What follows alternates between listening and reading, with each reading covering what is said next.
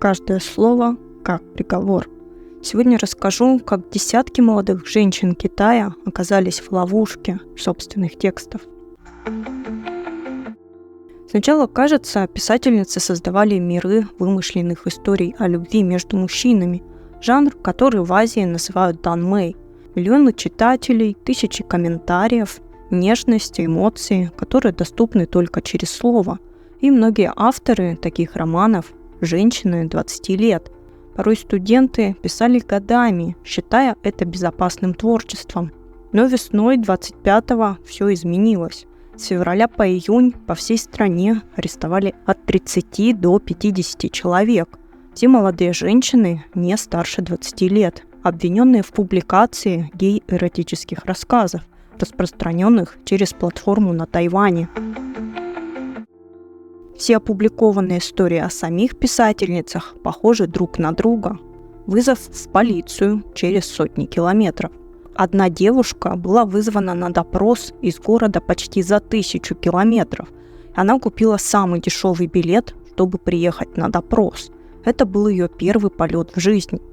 Другие же вспоминали, как их задержали прямо среди однокурсников. Люди наблюдали, как полиция отводила девушек из аудитории, а потом в общежитии проводили обыск. Многие ничего не понимали, ведь они просто написали про любовь, но потеряли свободу. Одна писательница рассказала, ее заставили раздеться для досмотра перед чужими людьми, сфотографировали в жилете, посадили в кресло. Сердце ее колотилось, а руки дрожали.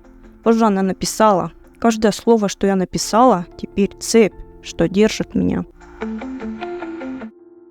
Так в чем суть? Авторы обвинялись по закону о борьбе с распространением порнографии, производства и распространения непристойных материалов с целью получения прибыли. Если заработано более 5000 юаней или получено более 5000 просмотров, это считалось преступлением, вплоть до 10-летнего срока или больше. Но наказание применяли даже к тем, кто фактически ничего не зарабатывал. Иногда было достаточно виртуальных монет или чаевых от читателей. Даже микроприбыль посчитали основанием для обвинения. Во многих источниках сообщается, что гетеросексуальная эротика в Китае фактически не ограничена, в отличие от данмэй, который подвергается жесткой цензуре. И один социолог объяснил, государство считает жанр угрозой, потому что он разрушает традиционные роли и освобождает женщин от модели жена-мать. И якобы книга может стать причиной нежелания рожать. А это государственная проблема. Уровень рождаемости и так падает, и власть видит данмэй как один из факторов, разрушающий традиционные семейные ценности.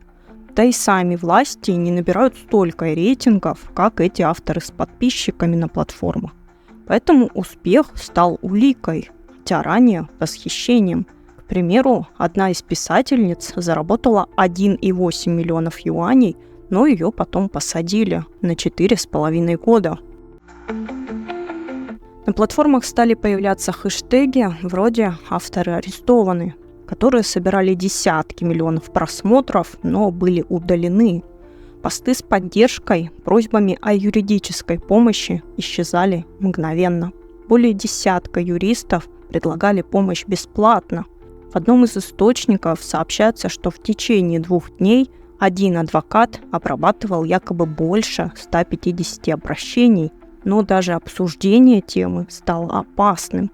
Аккаунты удаляли, ники исчезали, а строки о помощи просто стирали. Конечно, репрессии начались не вчера. Кампании против данмэй шли с 2004 года. Тогда закрывали сайты, арестовывали авторов, штрафовали организаторов сайтов.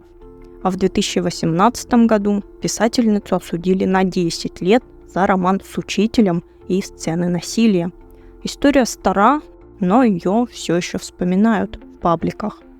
С 2021 года стартовала операция «Интернет-чистота».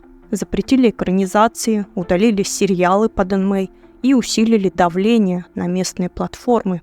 А сам жанр фактически запрещен в кинематографе и телевидении. Из мобильных платформ удаляют обсуждения, но пользователи выкручиваются и выдумывают коды, примеру, готовка – это секс. Некоторые авторы писали с 11 лет. Это был способ понять себя, полюбить свою чувственность.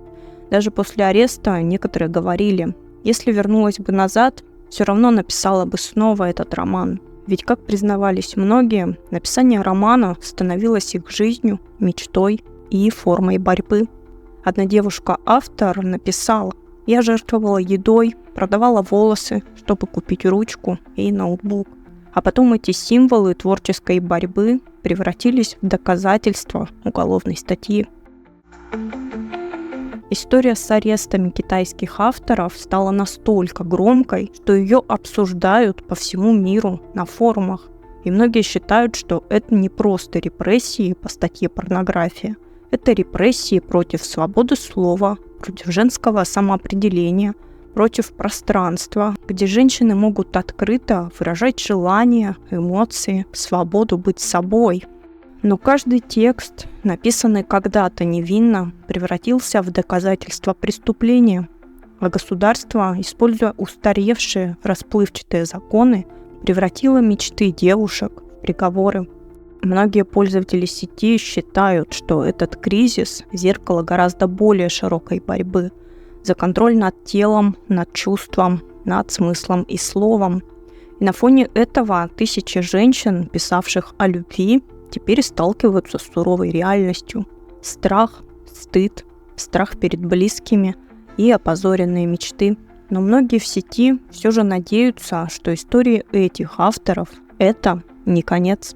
Слова китайских авторов уже вызывали отклик от международных адвокатов, общественного обсуждения и были даже сделаны публикации в университетских исследованиях. Сам жанр данмэй стал маркером культурного сопротивления и нерушимого желания быть услышанным. Я рассказала истории молодых женщин, которые писали данмэй. Чувствительные, эмоциональные, иногда фантастические тексты о любви между мужчинами. Большинству из них это казалось просто творчеством. Никто не планировал протестов и столкновений. И все же теперь их слова стали поводом для арестов.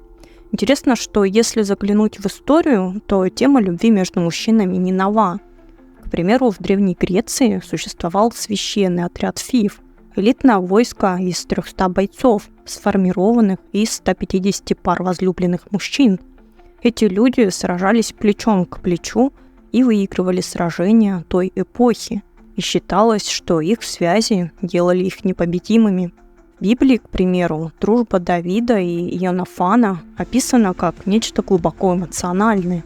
Некоторые современные исследователи трактуют их связь как возможный проявленный союз, хотя традиционно, конечно же, историю воспринимают как крепкую духовную дружбу. Но многие культуры признавали такие отношения как норму или часть героической мифологии. И если когда-то люди писали о чувствах, которые выходили за рамки установленных норм, почему нынче это может превращаться в повод для наказания? Может ли вымышленная история быть острее реальности? Даже если этот жанр не близок к каждому, разве настолько страшно позволить кому-то выражать себя через слово?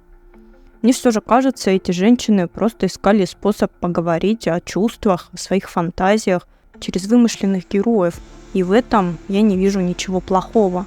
И хотя мне самой не нравятся такие жанры, все же по-человечески мне очень жаль этих девушек-авторов. А вы как считаете, где должна проходить граница между художественным вымыслом и тем, что общество считает допустимым? И кто вообще вправе устанавливать эту границу в написании романов?